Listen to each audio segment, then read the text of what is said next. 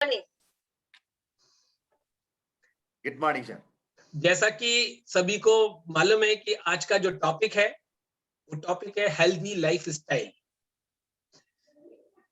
Healthy life style, हम किस तरीके से हेल्दी रह सकते हैं, इसके बारे में अगले 40 मिनट तक हम लोग चर्चा करने वाले हैं। जो भी आपको मेरे कही हुई बातें, मैडम की कही हुई बातें अच्छी लगें, उसको आप नोट जरूर करिएगा। मैं अपना और मैडम का इंट्रोडक्शन देना जरूर चाहूंगा। मैं पिछले 15 साल से डीएक्सएन कर रहा हूं। इससे पहले हिंदुस्तान के एक बहुत बड़े ग्रुप के साथ, जिसका कि आप सभी लोग नाम जानते हैं, टाटा का एक दवाई का भी कंपनी था। दवाई के कंपनी में मैं रीजनल सेल्स मैनेजर के पोस्ट पे मैं काम किए हूँ। प्रीति मैडम न्यूट्रिनिस्ट हैं और न्यूट्रिशन में ही डिप्लोमा किया है डीएक्सएन में रहते हुए। तो सबसे पहले ये जो सेशन की स्टार्टिंग होगी वो प्रीति वर्मा जी करेंगी, जो एजेंडा रहेगा। उसके बाद मैं थोड़ा सा सेशन लूंगा और कुछ अपनी स्लाइड्स शेयर करूंगा आपसे। तो समय ना ज्यादा लेते हुए आज का जो हमारा टॉपिक है, मैं इस सेशन को प्रीति जी के हैंडओवर कर रहा हूं और प्रीति जी ने कुछ अच्छा बनाया है। आज हमारे को पूरी दुनिया के जो भी हमारे डीएक्सएन के डिस्ट्रीब्यूटर हमसे जुड़े हुए हैं, उनको एक मैसेज देना है कि डीएक्सएन में रहते हुए हम अच्छा जिंदगी कैसे जी सकते हैं, अच्छा लाइफ स्टाइल हम कैसे हासिल कर सकते हैं, और अच्छे लाइफ स्टाइल के लिए हमारे को क्या करना चाहिए, क्या नहीं करना चाहिए, इस बारे में मैडम प्रीति वर्मा आपको बताएंगी। नाउ ये सेशन में हैंड ओवर कर रहा हूं प्रीति वर्मा जी को। Preeti Verma. Good morning DXN. जैसा कि आप सभी लोग जानते हैं कि आज का हमारा मीटिंग का पॉइंट है हेल्थी लाइफस्टाइल, एक स्वस्थ जीवन शैली जिसे हम किसी भी रूप से बीमार ना हो, यानी शारीरिक, मानसिक और सामाजिक रूप से स्वस्थ हो। हमारा ब्लड प्रेशर मेंटेन हो, हमारा कोलेस्ट्रॉल मेंटेन हो, हमारा ब्लड शुगर मेंटेन हो और एक हेल्दी वेट हो, हमें भूख प्रॉपर लगती हो, हमारा पेट साफ होता हो रेगुलर, और किसी भी शारीरिक तौर पे हम काम करते हुए थके ना, तो हम इसको हेल्दी रूप से, सारे रूप से हेल्दी कह सकते हैं। साथ ही हमारी सोच पॉजिटिव हो, डिप्रेशन, एंजाइटी ना हो, हमें गुस्सा जल्दी बातों पे ना आता हो या चिड़चिड़ापन ना हो, और इसकी विपरीत परिस्थितियों में हम घबराए ना और उसको बहुत इजीली हैंडल कर सके। जब हमारी विपरीत परिस्थितियां हमारे आगे आए तो हम इसको एक मेंटली रूप से स्वस्थ इंसान कह सकते हैं। थर्ड नंबर आता है हमारा सामाजिक रूप से स्वस्थ होना। हमारे पास आसपास जो पड़ोसी हैं हमारे या मित्र हैं हमारे परिवार के सदस्य हैं, उनसे हमारे संबंध बहुत मधुर हो, अच्छे हों, और साथ ही हम उनके सुख दुख में एक शामिल हो सकते हैं या उनके सुख दुख में शामिल हो जाए। तो हम इस नेचर को हम कह सकते हैं या इस रूप से हम कह सकते हैं कि सामाजिक रूप से हेल्दी है। पर आजकल क्या हो रहा है कि आजकल इसका उल्टा हो रहा है। आदमी आजकल शारीरिक रूप से ही स्वस्थ नहीं है। जब शारीरिक रूप से स्वस्थ नहीं है तो वो मानसिक रूप से भी स्वस्थ नहीं रह पा रहा और ना ही सामाजिक रूप से स्वस्थ रह पा रहा है, जिसकी वजह से क्या हो रहा है कि कहते हैं ना कि स्वस्थ शरीर में ही स्वस्थ मस्तिष्क निवास करता है। इसकी वजह से हमारे साथ बहुत सारी प्रॉब्लम आ रही है, जो कि हमारी खराब लाइफस्टाइल की वजह से ही हमारे को हो रही है। इसका सबसे बड़ा कारण है हमारी बैलेंस डाइट का अभाव। ना समय पर हमारा खाना, ना समय पर सोना, और साथ ही सेडेंटरी लाइफस्टाइल हो गई है। लोग शारीरिक श्रम करना ही नहीं चाहते, जिसकी वजह से हमारे को ऐसी बीमारियां घेर रही हैं जिनका निदान ही संभव नहीं है, जिनका कोई मतलब रोग तो ऐसे हो रहे हैं, लेकिन कोई आज तक जैसे अब हाल फिलहाल में चल रहा है कि वैक्सीन नहीं आ पा रही, रिसर्च हो जा रही है, उसकी वजह से हमारे को कोई समाधान ही नहीं मिल पा रहा उसका। तो इस तरह से हमारे को बहुत सारे हम खुद तो बीमार हो ही रहे हैं, और साथ में अपनी जनरेशन को, आने वाली जनरेशन को ऐसे जेनेटिक दोष दे रहे हैं जो उनको ताउम्र झेलने पड़ते हैं। ये सब सिर्फ खराब लाइफस्टाइल का नतीजा है, और इससे आज बड़े लोग ही नहीं, छोटे बच्चे भी ग्रसित हैं। वो समय से पहले बूढ़े हो रहे हैं, उनकी आंखों पर चश्मा चढ़ रहा है और हड्डियां कमजोर हो रही हैं, जो बीमारियां हमारे को 50-60 साल की उम्र में देखने को मिलती थी, बड़ी उम्र में देखने को मिलती थी, आज वो छोटे-छोटे बच्चों को देखने को मिल रही हैं। बच्चे डिप्रेशन में आ रहे हैं और आत्महत्या तक के ऐसे कदम उठा रहे हैं। तो इसका सबसे बड़ा कारण है सिर्फ सिर्फ शारीरिक अस्वस्थता और बैलेंस डाइट का अभाव, जिसकी वजह से हमारे को बहुत सारी बीमारियों ने घेर रखा है। क्योंकि संतुलित आहार का हमारे स्वास्थ्य में बहुत बड़ा महत्व है। संतुलित आहार का मतलब है ऐसा खाना जिसमें कार्बोहाइड्रेट हो, विटामिन हो, फाइबर हो, प्रोटीन हो और वो भी सही मात्रा में। क्योंकि हमारी cell, tissue, gland, metabolism, hormones आदि सभी रासायनिक और शारीरिक प्रक्रियाएं को सशक्त बनाता है। और रोग के निदान में तो बैलेंस डाइट का बहुत बड़ा योगदान है। क्योंकि बीमारी का प्रमुख कारण ही हमारी कमजोर रोग के प्रति हमारी कमजोर सहनशीलता है। कुदरत ने आज हम सभी के अंदर एक प्रतिरक्षा तंत्र देकर भेजा है, लेकिन यह सही तरीके से काम जब ही करेगा जब हमारा भोजन पोषक तत्वों से भरपूर होगा और अन्यथा शरीर कुपोषण का शिकार हो जाएगा और जल्दी ही आसानी से रोगों की चपेट में आने लगेगा। पर आजकल आधुनिक जीवन शैली, खेतों से बाजार तक के फल सब्जियों को लाने की प्रक्रिया और पेस्टिसाइड का अनाधुंध प्रयोग, ये हमारे भोजन से लगभग हमारे सारे पौष्टिक तत्व खत्म सा कर दिया है और हमारे भोजन को बहुत जहरीला बना दिया है, जिसकी वजह से आज हार्ट की प्रॉब्लम, लंग्स की प्रॉब्लम, किडनी की प्रॉब्लम बढ़ती जा रही हैं। और इसके साथ ही हमारा जो खराब लाइफस्टाइल, जैसे मैंने अपनाया बताया आपको कि ना सही समय पर सोना है और ना ही सही समय पर जागना, जो कि शारीरिक और मानसिक बीमारियों का कारण बन रहा है। आज चाहे छोटा हो या बड़ा, उसका दिन मोबाइल से शुरू होता है और मोबाइल लैपटॉप पर ही खत्म होता है। देर रात तक जागते हैं, जिसका नतीजा सुबह जल्दी नहीं उठ पाना, जिससे पूरी दिनचर्या ही हमारी गड़बड़ जाती है। और हड़बड़ी में बिना नाश्ता किए ही बच्चे स्कूल चले जाते हैं या जो बड़े लोग हैं ऑफिस चले जाते हैं और फिर बाहर का खाना, जंक फूड और केमिकल से भरपूर खाना खाते हैं, जिसकी वजह से आने वाले समय में वो जल्दी बीमार और शारीरिक से कमजोर होने लगे हैं। अब जब दिनचर्या ही हमारी गड़बड़ा गई, तो हमारा पूरा दिन ही खराब एक तरह से हो जाता है। तो ना तो योगा के टाइम मिल पाता, ना मेडिटेशन के टाइम मिल पाता और ना प्राणायाम के लिए समय निकाल पाते। और नई पीढ़ी तो इसमें बहुत ही पीछे है, जिसकी वजह से आज उन्हें डायबिटीज, अस्थमा, कैंसर, हार्ट जैसे रोग बहुत पहले हो रहे हैं। 30 साल की उम्र में ऐसी बीमारियां हो रही हैं। पहले लोग खुली हवा में रहते थे, योगा कसरत करते थे, शारीरिक श्रम करते थे और भरपूर मेहनत करते थे। अपनी यानी कि खाते जो अच्छा खाते थे और उसको बर्न करते थे। पर आजकल ऐसा नहीं है, आजकल खा भी खराब रहे हैं और फिर उसके लिए कोई प्रयास भी नहीं कर रहे उसको बर्न करने के लिए, तो ओबेसिटी तो बहुत ज़्यादा बढ़ रही है। और आजकल सबसे बड़ी बात, आजकल लोग एसी रूम में घुसे रहते हैं, अधिकांश समय उनका एसी रूम में ही गुजरता है।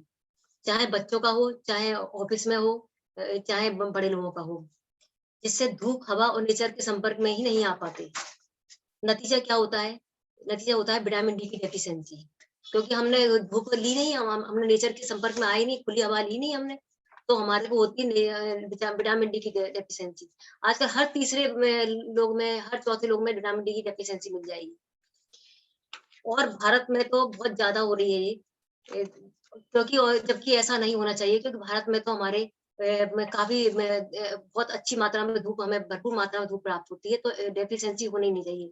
और इसका सिर्फ सिर्फ कारण है कि हम नेचर से दूर हो रहे हैं, जिसकी वजह से हमें ऐसे हमारे खराब हेल्थी लाइफस्टाइल की वजह से हमें ऐसे रोगों का सामना करना पड़ रहा है।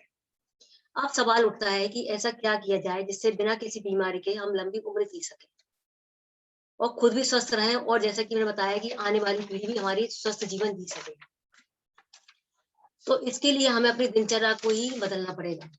हमें प्रण लेना पड़ेगा आज से कि हमें प्रण लेना पड़ेगा आज से कि हमें ऐसा कुछ करना है, हमें कि जिससे हमारी जीवन, हमारी दिनचर्या व्यवस्थित हो सके। इसके लिए हमें सबसे पहले प्रयास करना होगा कि हमें सही समय पर सोना है और सही समय पर जागना है। अगर हम सही समय पर सोएंगे और हम इसको थोड़ा चेंज करना शुरू करेंगे और सही समय पर जागना शुरू करेंगे, तो हमारा एक रूटीन बनना शुरू हो जाएगा और हम योगा के लिए, अपने ज़रूरी कामों के लिए टाइम पे हम समय निकाल पाएँगे।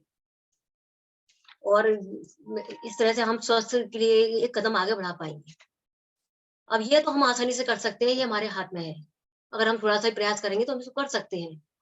सबसे बड़ी समस्या आती है पौष्टिक भोजन की, क्योंकि जैसा मैंने पहले बताया था कि हमारे भोजन से विटामिन, मिनरल्स और बहुत सारे न्यूट्रिशन वगैरह खत्म हो चुके हैं।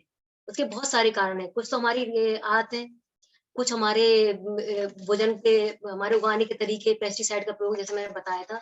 तो इसका नतीजा क्या होता है कि हमारे शरीर में बहुत सारे विटामिन डेफिशिएंसी की कमी से बहुत सारे रोग आने लगे हैं। जैसे बताया शरीर कमजोर होने लगा है, हड्डियां कमजोर होने लगी हैं, चश्मा कमजोर होने लगा है, तो चश्मा चढ़ने लगा है। तो ऐसे बहुत सारे हमारे विटामिन मिनरल्स की डेफिशिएंसी से रोग सामने आ रहे हैं। पर इसकी कमी को हम पूरा करने के लिए हम क्या करते हैं? हम इसकी कमी को पूरा करने के लिए हम बीमार होते हैं या किसी तरह की समस्या आती है, हम डॉक्टर पे जाते हैं।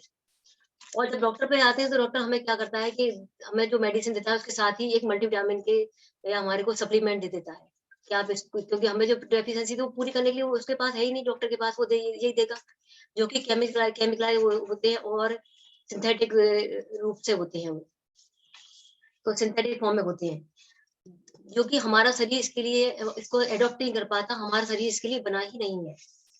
जब हमारा शरीर नेचुरल चीजों से बना है तो हमारा शरीर बाहरी चीजों को एक्सेप्ट नहीं कर पाएगा, क्योंकि हमारा शरीर तो बना है नेचर से, 5 भूतों से, जिसमें पृथ्वी, आकाश, वायु, अग्नि, जल।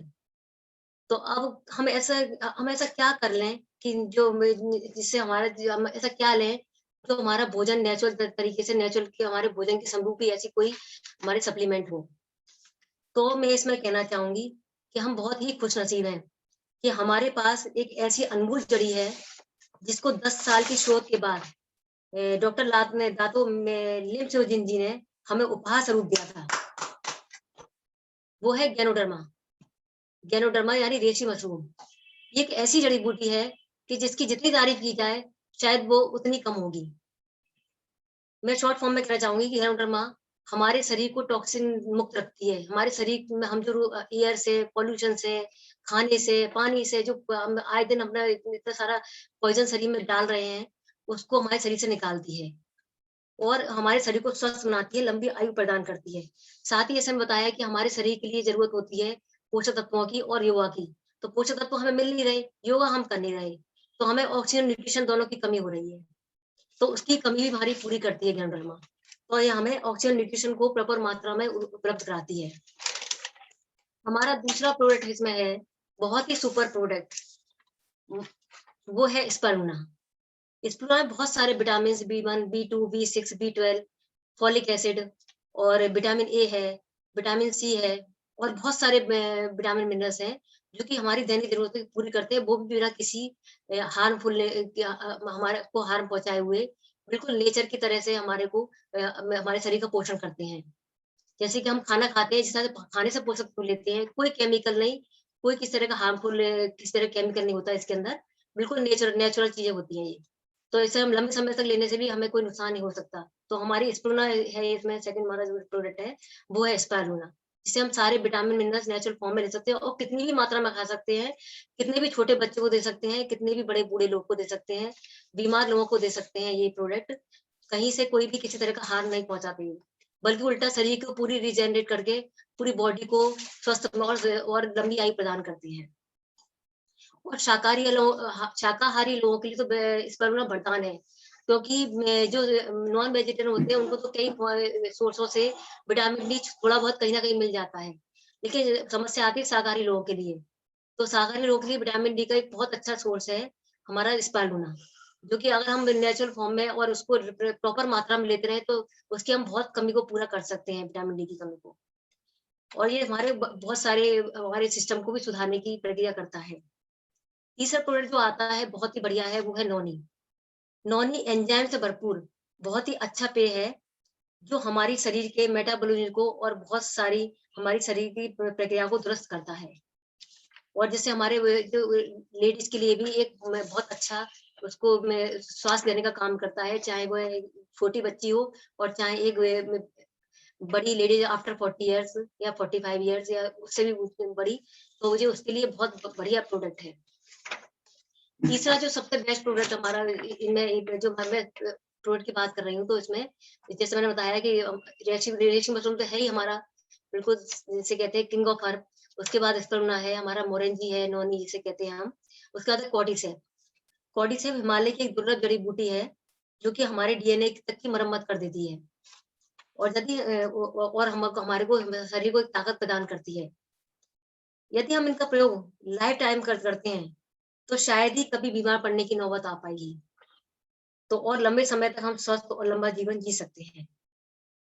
अब तो मैं और लंबा समय जीवन जी सकते हैं। अब मैं अपनी बातों को यही विराम लगाऊंगी और सेशन को वर्मा जी को हैंड ओवर करूंगी। Thank you dear sir. Thank you Preeti जी।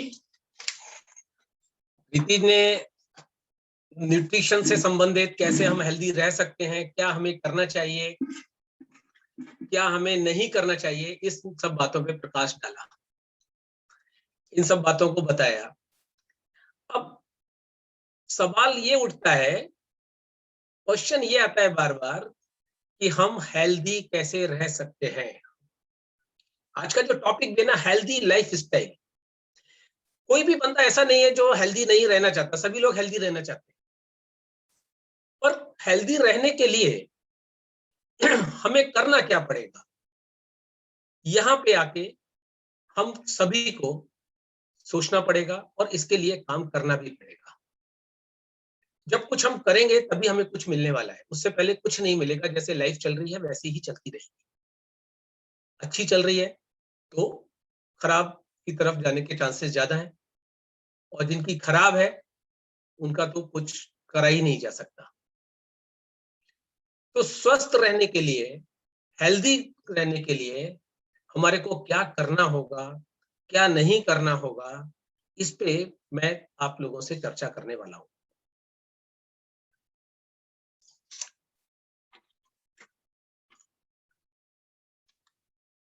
सभी लोग डीएक्सएन में हैं। अभी जैसे बताया मैडम ने कि ganoderma king of the herb, हमें हेल्दी बनाने में गैनोडर्मा का क्या योगदान है। हेल्दी बनने के लिए गैनोडर्मा हमें किस तरीके से हेल्प करता है, इसके बारे में हमें समझना पड़ेगा। आज एक बात अच्छी तरीके से हमें ये जान लेनी चाहिए कि अगर मेरे पास हेल्थ नहीं है, कितना भी रुपया पैसा है, कुछ भी है, वो सब बेकार है। हेल्थ अगर अच्छा नहीं है तो मैं उस चीज का एंजॉय नहीं कर पाऊंगा।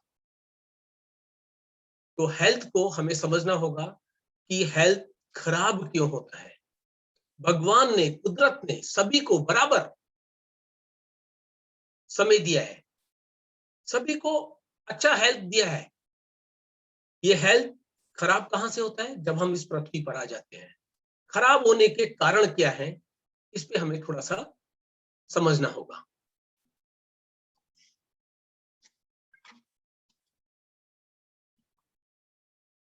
सिस्टम क्योर सिस्टम, गैनोडर्मा का जो है वो हॉलिस्टिक अप्रोच है। Do not deal with disease, हमें बीमारियों से डील नहीं करनी। Do not study some symptoms but study the reactions. आप हमेशा ध्यान रखिए कि जब भी हम अनहेल्दी होंगे तो हमारी बॉडी कुछ ना कुछ रिएक्ट करेगी। हमारे शरीर के अंदर अगर कुछ गड़बड़ी चल रही है तो हमारी बॉडी, हमारे बाहर के सिम्टम्स जो हैं, हमारे बाहर के अंग जो हैं, जो हमें दिख रहे हैं, वो कुछ ना कुछ जरूर रिएक्ट करेंगे। तो believes that our body is the best doctor. एक क्वेश्चन आता है, who is the best doctor? Our body is the best doctor in the world. Everyone has the ability to cure disease with his her natural immune system. अपने आप उसको cure कर सकते हैं, कोई भी बीमारी है। अब क्यों? क्योंकि आपका शरीर ही उससे लड़ेगा, बाकी कोई नहीं लड़ने वाला। तो इस चीज को हमें समझना चाहिए कि गैनोडर्मा का अप्रोच कौन सा है, हॉलिस्टिक अप्रोच है। ये बीमारी से नहीं लड़ता, कोई डील नहीं है कोई किसी भी तरीके का। ये जो हमारे को सिम्टम्स आ रहे हैं उनसे डील है, इसका रिएक्शंस जो है, बॉडी जो दिखा रही है उससे चल रहा है ये।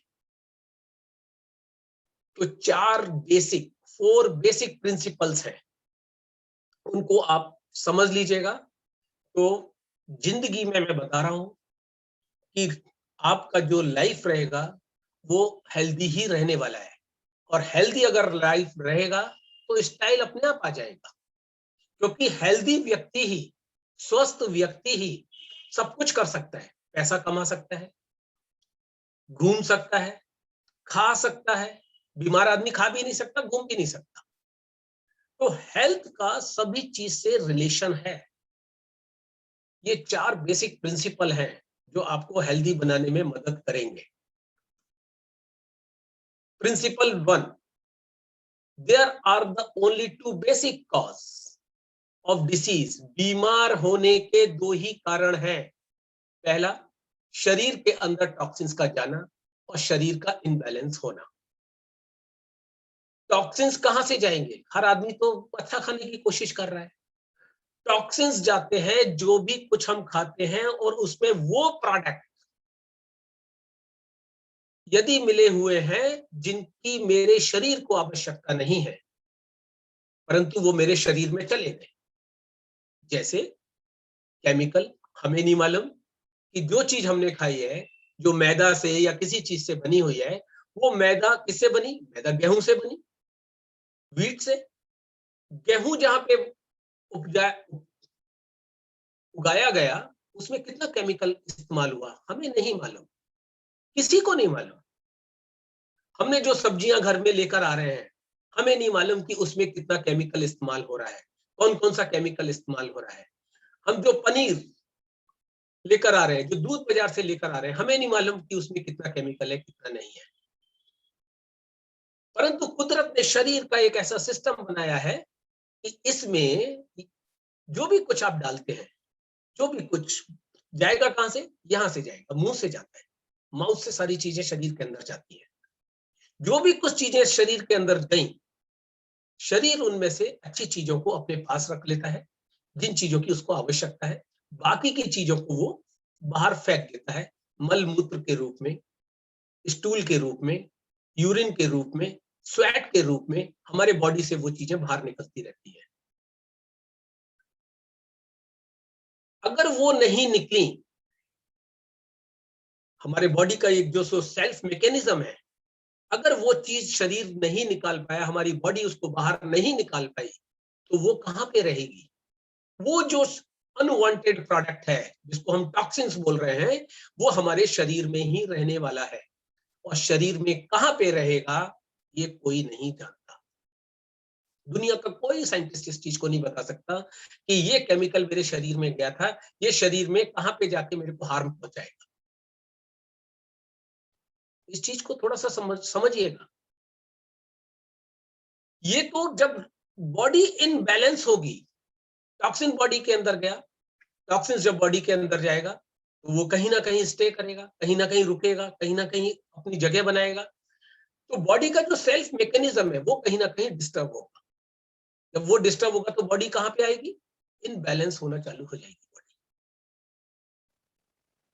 जब इनबैलेंस होगी तो निश्चित रूप से उसके रिएक्शंस आएंगे, रिफ्लेक्शंस आएंगे, जो हमारे को बाहर से दिखते हैं, कई बारी अंदर से भी दिखते हैं। जैसे पेट में दर्द होना, लूज मोशन आ जाना, आईज का रेड हो जाना, एकदम कहीं स्वेलिंग हो जाना, एकदम कहीं दर्द हो जाना। ये सब वो टॉक्सिन्स और इनबैलेंस का ही कमाल है। Principle 2, Ganoderma. आप समझ लीजिएगा, इस चीज को बिल्कुल क्लियर यहाँ पे मैं समझाने की कोशिश कर रहा हूं। Ganoderma treats the body. Ganoderma body को ट्रीट करता है, and body treat the disease. स्वयं बॉडी ट्रीट करती है किसको? डिसीज को। Principle 3, the reaction is caused the body and not by the ganoderma. अगर गैनोडर्मा लेने के बाद कोई रिएक्शन होता है, तो ये आपका बॉडी का कोई कारण है, कोई रीजन है। ये गैनोडर्मा का रिएक्शन नहीं है। गैनोडर्मा का कोई भी रिएक्शन नहीं होता। गैनोडर्मा रिफ्लेक्शन जरूर छोड़ता है। और हर व्यक्ति का, हर इंसान का रिफ्लेक्शन अलग अलग होता है। क्यों? क्योंकि हर इंसान का टॉक्सिन्स का लोड और इनटेक ऑफ द टॉक्सिन्स अलग अलग है, हर व्यक्ति का इम्यूनिटी अलग अलग है। तो इस कारण से the reaction is caused by the body, शरीर का कारण हो सकता है, not by the ganoderma. Ganoderma adaptogen है, इसको लंबे समय तक आप खा सकते हैं, किसी तरीके का कोई केमिकल नहीं होता इसके अंदर। Principle 4, the doses of Ganoderma is independent of disease. अलग अलग डोजेस हैं इसकी, एक डोज नहीं है। कोई ये नहीं कह सकते कि नहीं सर आपको 1 ग्राम ही खाना है, या आपको 1 चम्मच पाउडर लेना है, या आपको 2 कैप्सूल खाने हैं। ऐसा कोई इसका पैरामीटर नहीं है। It's depend on person to person and severity of the disease.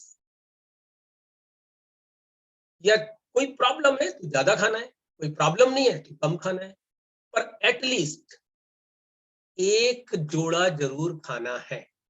इसीलिए कंपनी ने भी इस चीज को देख के बड़ा वाला पेयर एक बनाया है 360 कैप्सूल्स का, 360 आरजी, 360 जीएल, पूरा साल भर चल जाता है एक बंदे के लिए। तो आगे बढ़ते हैं इसी के साथ।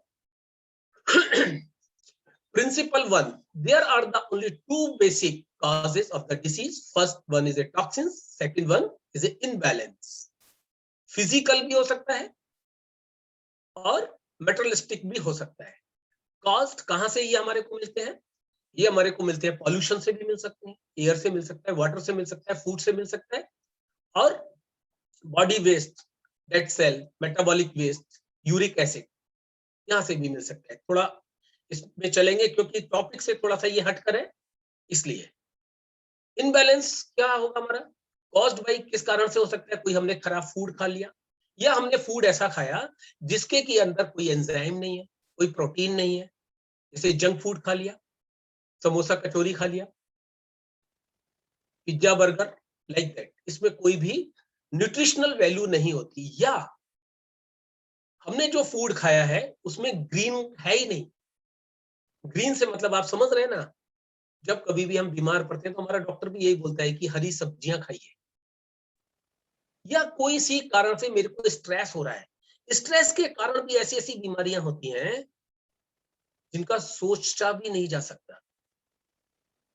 किसी को स्ट्रेस है तो मालूम पड़ा कि एसिडिटी हो गई, बोलते मैंने खाया तो सब कुछ अच्छा था, पर एसिडिटी हो रही है। स्ट्रेस बहुत बड़ी बीमारी है। इसी के साथ आगे बढ़ेंगे। Classification of toxins in the ganotherapy. Water soluble toxins. कुछ टॉक्सिन्स हमारे बॉडी में इस तरीके के जाते हैं, इसके माध्यम से हवा, पानी और खुराक, एयर, वाटर एंड फूड, जो वाटर सॉल्युबल होते हैं, जो पसीने के साथ या पानी जो हम पीते हैं यूरिन के साथ बाहर उसमें घुल के बाहर निकल जाते हैं। और कुछ टॉक्सिन्स ऐसे होते हैं जो नॉन वाटर सॉल्युबल टॉक्सिन्स होते हैं, जो पानी में घुलनशील नहीं होते, पानी में घुल नहीं सकते। Normally it's a oil based और मिनरल बेस्ड, वो आपके फैट में उसका डिपोजिशन हो जाता है। तो जो फैट में डिपोजिशन जिन टॉक्सिन्स का हो गया, वो तो नुकसान पहुंचाएंगे ही पहुंचाएंगे आने वाले समय में। इस बात को हमारे को समझना चाहिए। अगर मेरे को हेल्दी लाइफ स्टाइल रखना है तो मेरे को एयर, वाटर एंड फूड, इन 3 चीज पे बहुत ज्यादा जोर देना पड़ेगा। पानी में अच्छा पीऊं, साफ सुथरा पीऊं, फूड में घर का खाऊं, और ऐसी पॉल्यूशन की जगह पे मैं ना जाऊं, अगर जाता भी हूं तो अपना प्रिकॉशन लूं, उसमें मेरे को जाना भी पड़े। How do toxins come into the body? Internal cause, metabolism और बॉडी वेस्ट, क्योंकि बॉडी भी अपने कुछ बाय प्रोडक्ट्स बनाती है अंदर। और एक्सटर्नल कॉज क्या है? पॉल्यूशन है, स्मोक। आप तो सिगरेट नहीं पीते, आप तो स्मोकिंग नहीं करते, पर आप जहां ट्रेवल कर रहे हैं, जिस एरिया में आप हैं, वहां लोग सिगरेट पी रहे हैं, तो आपने ना पीते हुए भी स्मोकिंग कर ली है, क्योंकि एयर के अंदर जब वो मिक्स हुआ पॉल्यूशन स्मोक का, और आपने इनहेल करा तो आपको भी पोल्यूशन होना ही होना है। वाटर है, फूड है, माइक्रो ऑर्गेनिज्म में वायरस है, बैक्टीरिया है, फंगाई है, प्रोटोजोआ। ज्यादा डिटेल में हमें जाने की जरूरत नहीं है, केवल हम इतना समझना चाहिए मेरे को इंटरनल कॉज क्या हो सकता है और एक्सटर्नल कॉज क्या हो सकता है। The toxins in the body need to physically discharge. The toxins in the body need to be physically discharged from the body depending on their category. जैसा मैंने अभी पहले बताया कि water soluble and non water soluble oil based जो होते हैं, जो फैट में डिपॉजिट हो जाते हैं, वाटर सॉल्युबल तो जल्दी से निकलता है। आपने पानी ज्यादा पीने लगे और बोलते भी है ना कि गैनोडर्मा ले रहे हो ना तो थोड़ा सा पानी ज्यादा पीजिएगा। और वैसे भी अगर आप देखें दुनिया के अंदर या कोई भी काम हमें करना है, कहीं सफाई अगर हमें करनी है, घर की भी सफाई करनी है, तो क्या किस चीज की सबसे ज्यादा जरूरत होती है सफाई करने में? पानी की, वाटर। बॉडी का भी वही सिस्टम है। Detoxification process, water soluble detoxification process and non water soluble detoxification process. Water soluble detoxification process क्या है? आपका पसीने से निकलेगा, यूरिन से निकलेगा, normally process by the kidney. ये सारा काम किडनी के माध्यम से हो जाता है। और नॉन वाटर जो है वो ऑयली स्किन डिस्चार्ज। अब जो फैट में आपके डिपॉजिट हो रखा है टॉक्सिन्स, वो कई बारी क्या होता है कि आपके बॉइल्स जो फोड़े फुंसी निकल आते हैं ना, उसी के कारण होता है। वो वहां से निकलेगा जरूर, स्किन को फाड़ के निकलेगा, पर वो निकलेगा जरूर। कई बारी रैशेस पड़ जाएंगे स्किन पे। सुबह उठे मालूम पड़ा कि बैक में रैशेस पड़े हुए हैं, इचिंग हो रही है। तो ये सारे प्रोसेस बॉडी के जो इंटरनल ऑर्गन्स हैं वो करते हैं। जैसे स्टूल कहां से होगा, ये कौन गवर्न कर रहा है इसको? लीवर कर रहा है आपका। वॉमिट कहां से गवर्न हो रही है? आपका स्टमक कर रहा है। आपके बॉयल हो रही है, इचिंग हो रही है, रैशेस हो रहे हैं, ऑयली स्किन डिस्चार्ज हो रही है बॉडी से, ये कहां से कर रहा है? ये लंग्स कर रहा है। तो इंटरनल ऑर्गन जो है, जो आपके एक्सटर्नल ऑर्गन जो दिख रहे हैं, जो आप जिनको आप देख रहे हैं, वहां पे साइन जरूर आता ही आता है। इनबैलेंस और out of balance, non physical और non materialistic. Our body is supposed to function at an optimum level, so any excess of deficiency will create health problem. Madam ने जैसे बताया था ना आपको कि पोषक तत्व, भोजन में पोषक तत्वों की कमी, पोषक तत्व ही हमारे को नहीं मिल पा रहे। जब पोषक तत्व नहीं मिल पा रहे तो शरीर कैसे काम करेगा? शरीर काम करेगा ही नहीं।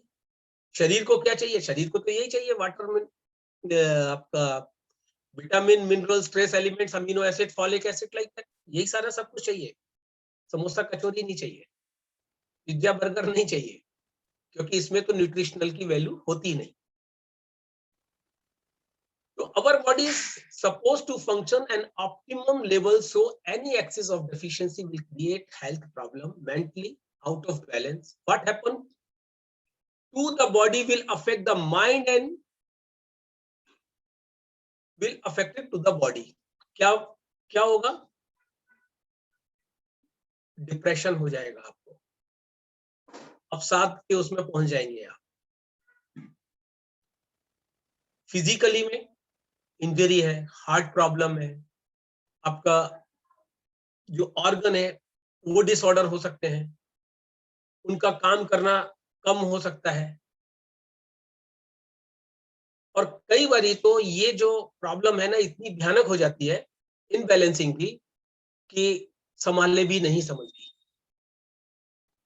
तो इन चीजों को हमें समझना चाहिए। दो चीजें अगर हम समझ लें कि बॉडी के अंदर न्यूट्रिशन जाए, और अगर खराब चीज चली गई है तो ये खराब चीज शरीर से बाहर निकलनी चाहिए। इसको निकालने में हमारे जो किंग ऑफ द हर्ब है उसका बहुत बड़ा रोल है, बहुत बड़ा रोल है। Principle 2, Ganoderma treats the body and body treats the disease. Ganoderma never treat the disease. Gynotherapist never treat the disease. बार बार कह रहा हूं इस चीज को. To prove our theory, when a person is,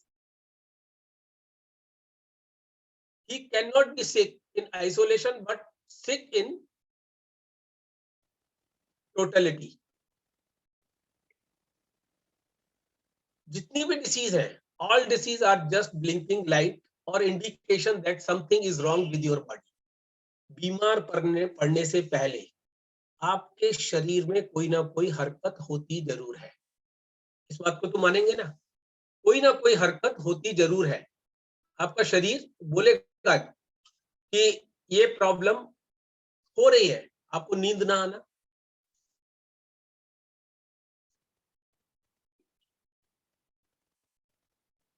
ये प्रॉब्लम होगी. शरीर कुछ ना कुछ बोलेगा जरूर. जब शरीर बोलता है तो हमें समझ जाना चाहिए कि हमारे को ये प्रॉब्लम आने वाली है.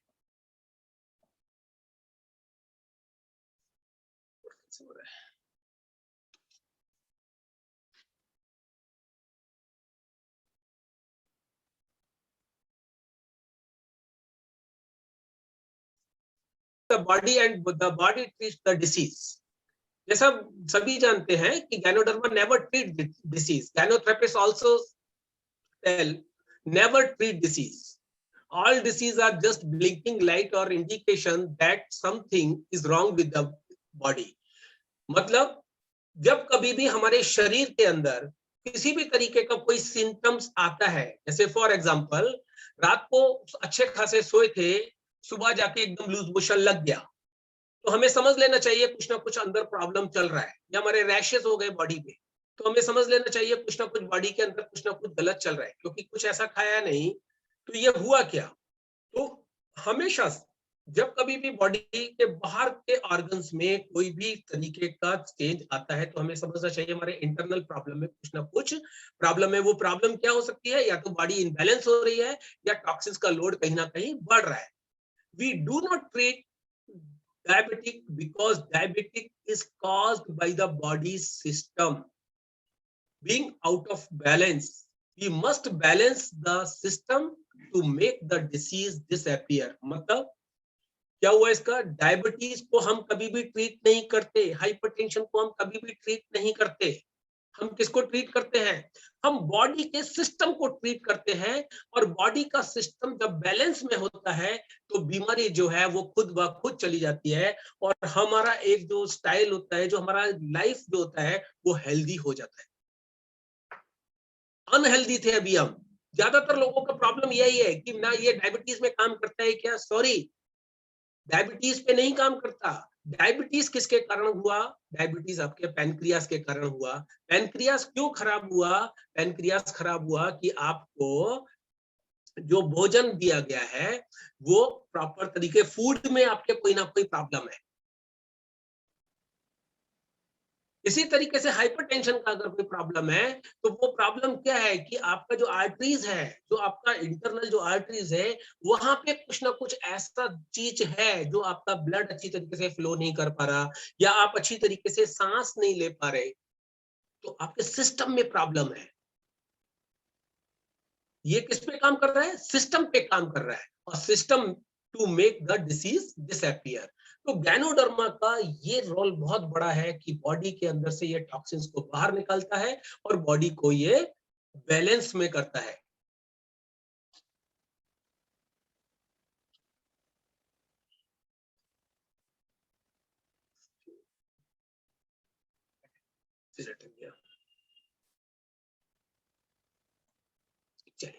Principle 3, the reaction is caused by the body and not by the Ganoderma. कोई भी रिएक्शन आ रहा है तो ये किसके कारण आ रहा है? बॉडी के कारण आ रहा है, गैनोडर्मा के कारण नहीं है. We welcome reaction that's are the single और blinking light of the body. हमेशा जब भी आपने गैनोडर्मा को लिया है या खाया है, जितना जल्दी कोई सिग्नल आ जाए, जितना जल्दी कोई प्रॉब्लम क्रिएट हो जाए, शरीर के बाहर की तरफ आपको दिखने लगे, तो हमें हमेशा ये सोचना चाहिए कि नाउ गैनोडर्मा इज वर्किंग. अब गैनोडर्मा काम करना चालू कर दिया है। अभी तक तो वो क्या देख रहा था कि ये बॉडी के अंदर चोर कहां कहां पर बैठे हुए हैं, ढूंढ रहा था। और जब ढूंढ के वो कहा क्या करेगा, उसको बाहर निकालेगा, शरीर से बाहर निकालेगा ना। शरीर से बाहर निकालेगा तो निश्चित रूप से कोई ना कोई आपको रिएक्शन होगा ही होगा, कोई ना कोई आपको बॉडी के अंदर चेंजेस आएंगे आएंगे। No antidotes to eliminate the reactions. जब इस तरीके के रिएक्शंस आए, हमेशा ध्यान रखिएगा, कोई भी ऐसी मेडिसिन नहीं लीजिएगा।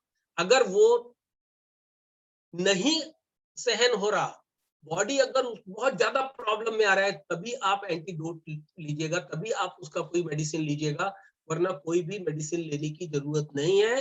खुद ब खुद 1 या 2 दिन के अंदर वो एलिमिनेट हो जाएगा। क्योंकि शरीर के अंदर जो टॉक्सिन्स था, गैनोडर्मा को हमने किस लिए खाया? गैनोडर्मा को हमने इसलिए खाया था कि ये शरीर में से बाहर निकले और मेरा शरीर एक हेल्दी हो जाए। उसको बाहर जैसे ही वो निकलना चालू हुआ, आपने क्या करा कि उस पे रोक लगा दी।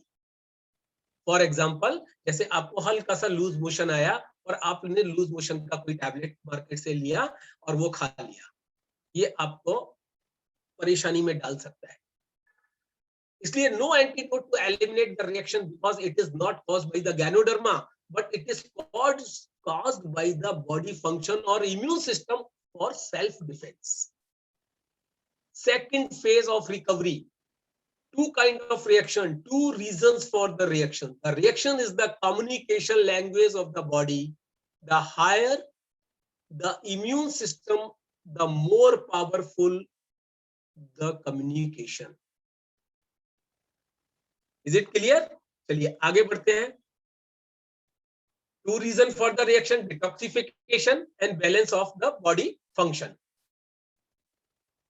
2 kind of reaction, फिजिकल हो सकता है और मेंटल हो सकता है, इमोशनली भी हो सकता है, इमोशन भी हो सकते हैं। फिजिकल में क्या हो सकता है? हेयर ड्रॉप्स हो सकता है।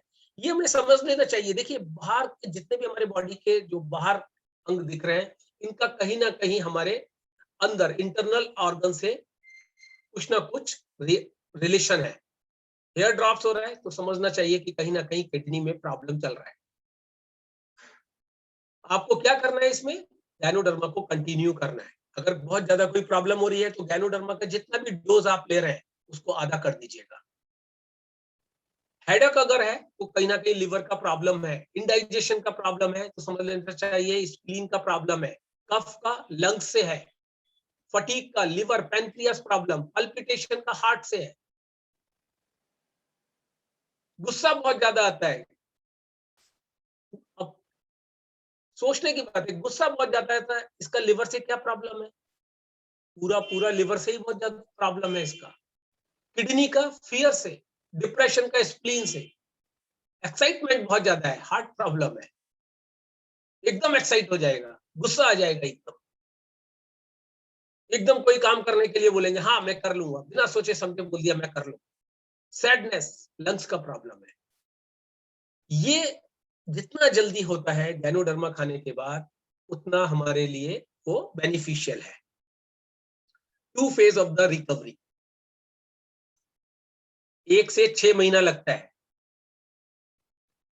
1 से 6 महीना लगता है डिटॉक्सिफिकेशन में। पहले हुआ फिर बंद हो जाएगा, फिर मालूम पड़ा तो 1-2 महीने के बाद फिर कुछ ना कुछ हो गया, फिर मालूम पड़ा 1-2 महीने के बाद हो गया। 6 महीने तक गैनोडर्मा को खाना ही खाना है, ये जब तक निकालता ही रहेगा।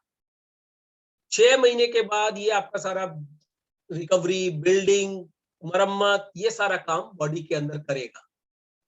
इसलिए बोला जाता है कि ये लंबे समय तक खाइएगा इसको। और इसीलिए डॉक्टर लिम ने इनको वो सारी चीजों में बनाया है। आप देखिए, बरसों से आप पी रहे हैं ना चाय, तो गैनोडर्मा का चाय पीजिए,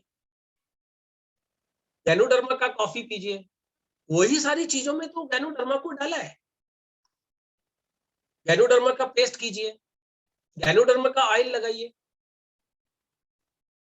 अभी तो बेवरेज में अगर हम देखें तो कितना चॉइस है हमारे पास। ब्लैक कॉफी पीना है, ब्लैक पीजिए, लैटे टी पीना है, लैटे पीजिएगा। तो गैनोडर्मा को हमारे को समझ लेना चाहिए कि कितने लंबे समय तक खाना है। डेली खाइएगा, कम ज्यादा ये डिपेंड करता है आपके ऊपर, जितना आपका पॉकेट अलाउ करे उतना खाइए। मैं तो ये बोलता हूँ principle 4, the dosage of the Ganoderma independent of the disease. The therapeutic dose varies from one individual to another depending on the body conditions but independent of the disease। पर एक जनरल वे में इसको जो बोलते हैं कि कम से कम एक जोड़ा सुबह दोपहर शाम अगर आप खाते हैं तो बहुत बढ़िया है।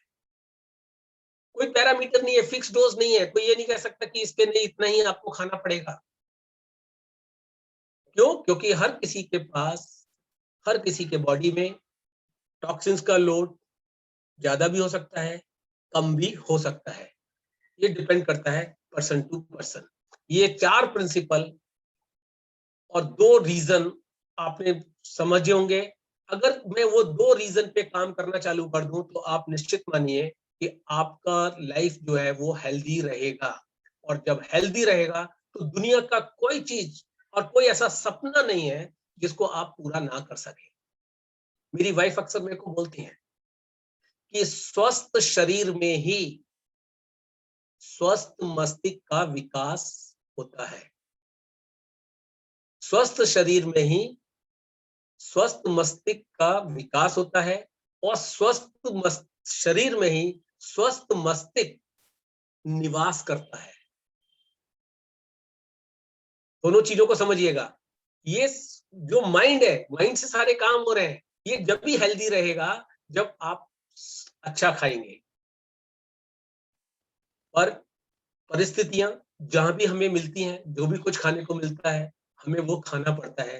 कई बारी मजबूरी में खाना पड़ता है, कई बारी हमारी हैबिट्स ऐसी होती हैं तो हमारे को हैबिट्स में बहुत चेंज करने की जरूरत होती है स्वस्थ रहने के लिए। आप ईटिंग है जो हैबिट्स हैं वो हेल्दी डाइट हमें लेना चाहिए, रेगुलर हमें एक्सरसाइज करनी चाहिए, जैसा मेरी वाइफ पहले आपको बता ही चुकी है। स्मोकिंग नहीं करना चाहिए, हेल्दी वेट हमारा होना चाहिए। और अगर अल्कोहल भी अगर आप लेते हैं तो उसका भी लिमिट होना चाहिए, क्योंकि दुनिया के अंदर कोई चीज खराब नहीं है। ये डिपेंड करता है आपके ऊपर। इसी के साथ मैं यहाँ पे अपनी वाणी को विराम दूंगा और हैंड ओवर करना चाहूंगा सेशन को मिस्टर प्रमोद तमंग जी को, जो कि आज हमारे होस्ट हैं। Thank you. Thank you.